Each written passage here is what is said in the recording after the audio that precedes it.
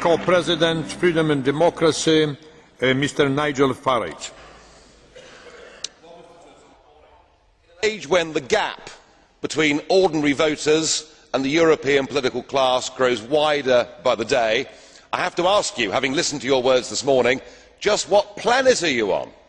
This pretence that everything's going incredibly well. The EU is mired in deep structural crisis. Greece and Portugal and Ireland cannot survive inside the euro. The Danes have torn up the Schengen Agreement, and good for them, because the total free movement of peoples is a completely irresponsible thing to have done. And public opinion is saying, whilst they want a European cooperation, yes, of course I agree with that, what they don't want is this Europe run by unelected bureaucrats like Mr Barroso. You say the EU is fantastic in a recent comment. You're supporting the destruction of national democracy. But it's with reference to Greece that I'm most concerned about you, because when faced with their recent enslavement, you said, "We lived for many years as a non-sovereign country under Soviet occupation. For us, European integration is not a threat to sovereignty, because we experienced not long ago a serious threat to our sovereignty." So what are you saying? That this isn't quite as bad as the USSR? Is that really good enough for your people? And today you describe Greece's problems as trivial. I'm sorry, there are hundreds of thousands of people out there on the streets of Greece fighting to get their democracy back. And it beggars belief that you and our President, Mr Buzek, can talk about the solidarity movement, can talk about Poland getting its democracy back 20 years ago, and yet here you are, surrendering the democracy and sovereignty of Poland to a failed European Union.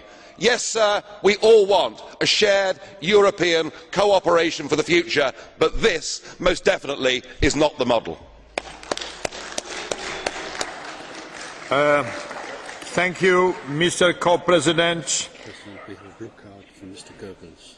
Are you ready to answer with the blue card question? Mr. Goebbels, blue card question. Président, Monsieur Farage me rappelle toujours un coq qui crie sans basse-cour, les pieds sur un tas de fumier. Mais je n'ai jamais encore entendu, mis à part ces critiques, une seule suggestion comment on peut changer cette Europe, ou quelle est la perspective qu'il a pour ce continent.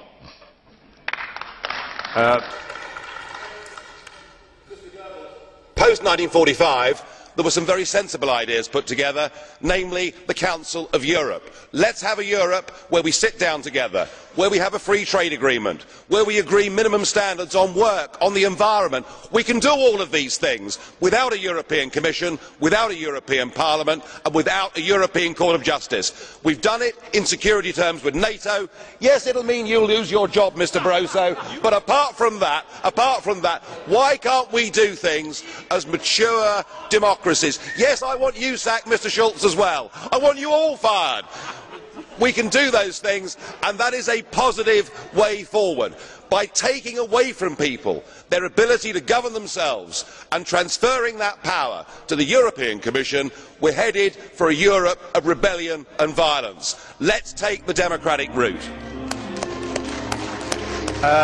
Thank you, colleagues. It's a very interesting discussion, we know very well. Now will be the next speaker.